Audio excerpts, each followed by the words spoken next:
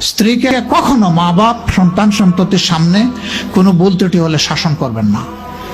একা নিয়ে বুকে জড়িয়ে ধরে তার সমস্ত নেক কাজের স্বীকৃতি দিয়ে তারপরে বলবো যে এরকম একটা বিষয় আমি দুঃখ পাই নাই, তবে আমি চাই যে এটা তুমি কারেকশন করে নাও এবং আমি আল্লাহর দরবারে তোমার জন্য দোয়া করব।